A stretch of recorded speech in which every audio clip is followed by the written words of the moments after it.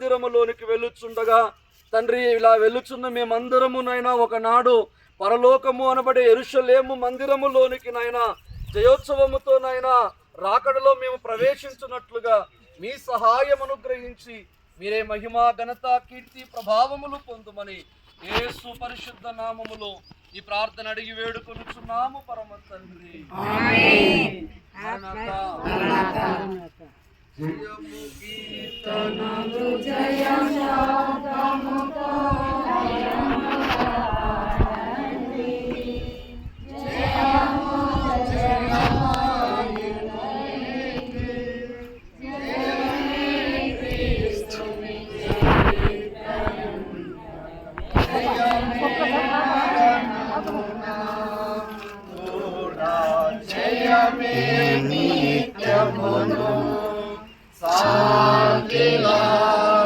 యేసుని కలసి కొని విని దొరల